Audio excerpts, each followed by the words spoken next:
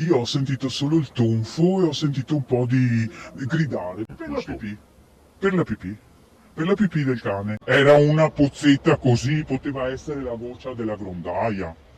È stata una reazione abbastanza pesante.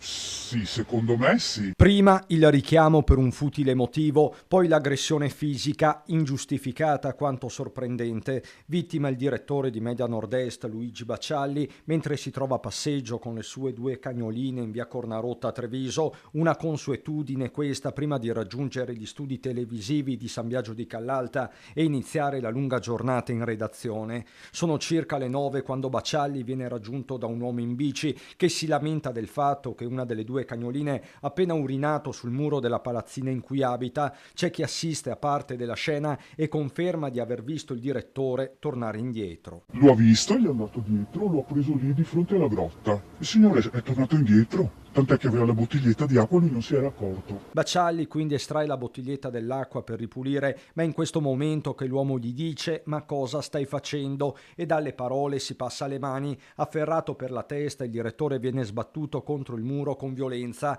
È lui stesso a raccontarcelo in alcuni messaggi via cellulare. Poteva spaccarmi la testa, dice Baccialli, che però non si sente di aggiungere altro, ancora frastornato. Fatto sta che a soccorrere il direttore è una pattuglia della polizia. Si sono fermati due poliziotti che li hanno un po' separati. Basta, no?